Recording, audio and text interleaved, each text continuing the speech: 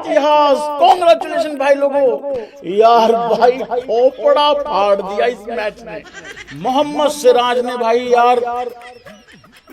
Thank you भाई, thank you. जिसे नुकसान उठाना नहीं आता उसे नहीं पता होता कि फायदा किसे कहते हैं। हमने नुकसान उठाया था इसी तरीके का लॉर्ड्स में तीसरे टेस्ट मैच में, लेकिन आज हमें पता है कि इस फायदे का एहसास कैसा होता है। 1% चांस भी शायद ज्यादा था देना इंडिया को। 35 रन थे वर्सेस 4 विकेटें थी, बट मोहम्मद सिराज की जो जिद थी भाई वो इम्पॉसिबल को पॉसिबल करके चली गई। और उस्ताद प्रसिद्ध कृष्णा जी के बारे में तो मैं क्या ही बोलूं। उस दिन बात बोली थी, दूसरे दिन शायद तीसरे दिन बात बोली थी, जिस टीम में अगर कोई तुमसे पूछे कि भारत की टीम क्या है, उसको जाके साफ साफ शब्दों में बता देना। इस टीम में मोहम्मद और कृष्णा दोनों साथ में कहर मचाते हैं, और आकाशदीप को खिला तो रखा है बॉलिंग के लिए, वो भैंस की आंख 66 रन बना के चला जाता है। कमाल, हद मचा दी भाई, यकीन से ऊपर की चीज कर दी है एक्चुअली। और जो 1% का चांस था वो एक्चुअली में 99 नहीं 100% में कन्वर्ट हो गया।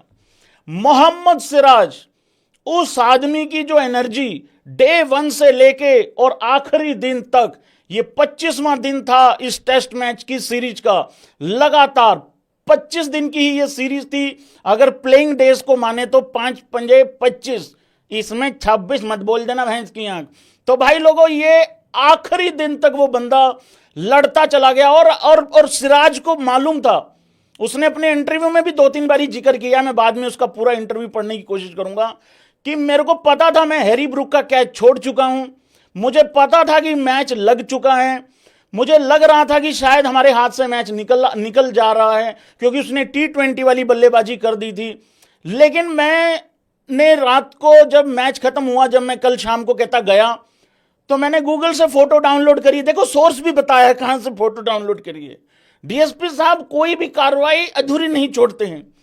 तो सिराज ने कहा कि भाई मैंने फोटो डाउनलोड करी, बिलीव की, और उसको मैंने अपने वॉलपेपर पे लगा लिया, और भाई साहब काम कर गया। अब मेरा इसमें कहने का एक तात्पर्य यह है, वो फोटो गौतम गंभीर को भी दे दो। आज अगर सबसे ज्यादा कोई रिलैक्स है भाई लोगों, वो गौतम गंभीर है। मैं आगे बढ़ूं उससे पहले एक बात बता दूं, भाई लोग सिर्फ एंजॉय करेंगे, तारीफ करेंगे। ये 3-1 भी हो सकता था इन फेवर ऑफ इंग्लैंड। कहने वाले तो योद्धा ये भी कह रहे थे 4-1 इंग्लैंड जीत जाएगी। हां, ये भी सच है कि हम 3-1 कर सकते थे, हम भी कर सकते थे 3-1। लेकिन यार भाई, गलतियां दोनों तरफ से हुई हैं। हमने भी गलतियां करी हैं, उन्होंने भी गलतियां करी हैं, लेकिन अभी एंजॉय करना है, सेलिब्रेट करना है 2-2 को। गलतियां बहुत हुई हैं, बहुत ज्यादा गलतियां हुई हैं, लेकिन आज जो ये इम्पॉसिबल काम करके दिखाया है, आज तो भैंस की गोती को भी एंजॉय करो। हां, वो 8 नंबर की वो चीज, वो एक लंबी डीप बल्लेबाजी, लेकिन अब काम भी वही कर गया है। अब तुमको समझ में आ रहा है ना, मैं जिसको उस्ताद बना लेता हूं, फिर दुनिया चाहे उसके खिलाफ हो जाए। भाई लोगों, दूसरे दिन 5वें टेस्ट मैच में मैंने आके गोती को बहुत रगड़ा, बहुत पेला, सबको पेला बेसिकली। 109 पे 1 विकेट डाउन थी, 16 ओवरों में इंग्लैंड ने हमारे तीतर बना दिया था मार मार के।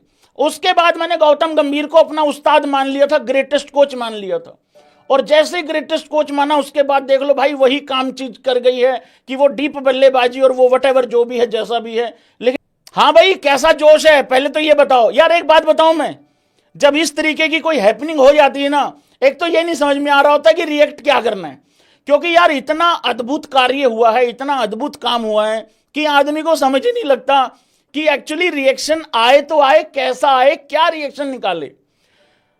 मतलब यार, एक टीम बिल्कुल नीचे लग चुकी है। ये इतना उतार चढ़ाव वाला मैच है, इतना उतार चढ़ाव वाला मैच रहा है। एक टीम ने लंबी बल्लेबाजी खिलाई, वो 224 पे ऑल आउट हो गई। क्रिटिसिज्म इस वजह से हुआ कि भाई 4th पेसर नहीं है आपके पास। क्रिटिसिज्म इस वजह से हुआ सिराज के ऊपर वर्कलोड बहुत ज्यादा है।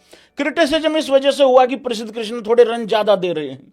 क्रिटिसिज्म इस वजह से हुआ कि फिर भी लंबी डीप बल्लेबाजी करके फिर भी 224 पे ऑल आउट हो गए। सामने वाली टीम 500 तक जा सकती थी, 400 तक जा सकती थी, वो 247 पर निपट गई। उसके बाद फिर इंडिया आती है बल्लेबाजी करने। इंडिया ने, यशस्वी जायसवाल ने बहुत अच्छा खेला, कमबैक हुआ, दोबारा अच्छी बल्लेबाजी हुई, इंडिया अच्छा टारगेट सेट करने लग गई। हम टारगेट एक बारी 500 दे सकते थे, लेकिन फिर एक बार लगा कि 315-20 पे निपट जाएंगे। फिर इंडिया ने टारगेट जैसे तैसे, और यहां वाशिंगटन सुंदर की बहुत तारीफ होनी चाहिए भाई लोगों। ये सारा मैच बेसिकली, चलो मैं बाद में आता हूं, फिर जैसे तैसे करके 374 तक हमने टारगेट दे दिया। 374 का जब टारगेट दिया तो लगा कि बड़ी आसानी से जीत रहे हैं, क्योंकि उनका भी 100-125 पे उनका भी काम खराब हो गया था। फिर एक कैच छूटता है, कैच छूटने के बाद फिर इतना सत्यानाश हो जाता है, मैच हाथ से निकल जाता है। फिर एक मोमेंटम बनता है, डे 4 पे विकेटें नहीं गिर रही हैं उस तरीके से, लेकिन मेन विकेटें गिर गई, सेट बैट्समैन आउट हो गए, लगा कि हर बॉल विकेटों पे जाके लगेगी। बारिश आ गई, मोमेंटम टूट गया, लगा कि 5वें दिन वो मोमेंटम शायद नहीं क्रिएट हो पाएगा। बट भाई मोहम्मद सिराज की एनर्जी कुछ अलग लेवल पे थी। एक्चुअली में लगा नहीं कि मैच खत्म हुआ था, ऐसा ही लगा था जहां से खत्म हुआ था कल चौथे दिन, 5वें दिन वहीं से बटन दबाया, वहीं से शुरू किया है। वही सेम एनर्जी, वही एटीट्यूड, वही फैंस की एनर्जी, सब कुछ सेम था, कुछ भी नहीं बदला था, सिर्फ तारीख बदली थी। और तारीख बदलने के बाद रिजल्ट बदल गया भाई। ये बड़ा ही अद्भुत कार्य हुआ है। बाय द वे यहां पे मैं एक बात बता दूं, जितनी ज्यादा मोहम्मद सिराज की आप तारीफ करो उतनी कम है। भाग रहा है, थक रहा है, गिर रहा है, कैचेस छूट रही हैं, खुद कैच में थोड़ा सा बवाल हो गया, खुद बाउंड्री लाइन पे पैर लग गया, मिस हो रहा है, इंपायर आउट नहीं दे रहा है, और आज फाइनली इंपायर स्कोर भी हमारे फेवर में दे दी। सब कुछ हो रहा है, और इन तमाम चीजों के बावजूद एक चीज थी जो ये, मतलब मोहम्मद सिराज को रेस्ट नहीं चाहिए है, ये उसने साबित कर दिया आज। लेकिन अगर मोहम्मद सिराज को रेस्ट नहीं चाहिए तो मोहम्मद सिराज को घिसा मत देना, खत्म ही मत कर देना, घिसा घिसा के अगर उसको रेस्ट नहीं चाहिए है तो एक मैच का तो रेस्ट यार भाई उसका भी बनता है। नहीं तो फिर ये आज जैसे बुमराह के लिए रोते हैं, कल फिर सिराज के लिए रोएंगे। भाई लोगों, Mohammed Siraj player of the match बना है इस मैच में, और हैरी ब्रूक को दिया गया है प्लेयर ऑफ द सीरीज।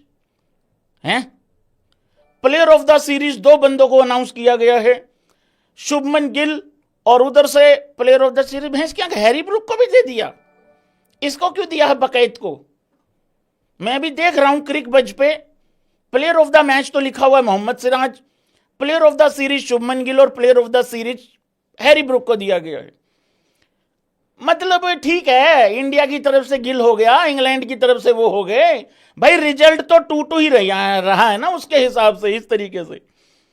हाँ, 2 सेंचुरी नहीं कार्य किया है उसने, अच्छा कार्य किया है, ऐसी बात नहीं है भाई, वो ऑलमोस्ट सीरीज ले गया था हमसे, तो ये बिल्कुल सही है, बहुत बढ़िया हुआ है कार्य, बड़ा जबरदस्त। प्रसिद्ध कृष्णा, डेल कृष्णा स्टेन, प्रसिद्ध भाई लोगों, फेमस भाई ने कमाल कर दिया, आग लगा दी। तुम भी आग लगा दो, वीडियो को लाइक करके, चैनल को सब्सक्राइब करके, मीटर खींच के रखना है भाई लोगों। मैं प्रसिद्ध कृष्णा के बाद बात करता हूं, वाशी की बहुत इंपॉर्टेंट है, और एक एक प्लेयर की बात होगी, चिंता नहीं करनी है। इंडिया सीरीज क्यों नहीं जीत रहा है? प्रसिद्ध कृष्णा आते ही भाई लोगों पहली ही 2 बॉल में 2 चौके लग गए। सच सच बताना, फटके 274 हुई थी कि नहीं हुई थी? यह भी क्रिटिसिज्म हुआ था वहां पे कि भाई कृष्णा को क्यों ओवर दे दिया यार भाई, अरे बैक टू बैक थोड़ी डाल देगा सिराज। सारे लोग ये कह रहे थे भाई सिराज को ही डालने दो दोनों तरफ से। पहली ही 2 बॉलों में भाई लोगों 2 चौके लग गए थे, एक इनसाइड एज लगा था और एक उसने चक्के मारा था भाई शॉर्ट बॉल पे। अपना थाला का आदमी खेल रहा है, अरे मैं थाला का आदमी खेल रहा था वहां पे। लेकिन प्रसिद्ध कृष्णा ने भाई लोगों 4 विकेटें निकाली। पहली पारी में भी 4 विकेटें थी, और जोरदार तालियां बजनी चाहिए प्रसिद्ध कृष्णा की, क्योंकि सबके खिलाफ जाके सेलेक्ट किया गया था उस्ताद गौतम गंभीर जी के द्वारा प्रसिद्ध कृष्णा को। 4 विकेटें पहली पारी में, 4 विकेटें दूसरी पारी में, और 4 विकेटें सिराज की पहली पारी में और 5 विकेटें सिराज की दूसरी पारी में। आप कह सकते हो आकाशदीप ने उस लेवल पे विकेटें नहीं निकाली, लेकिन आकाशदीप का भाई लोगों, आकाशदीप का आप लोग भूल मत जाना 66 रन।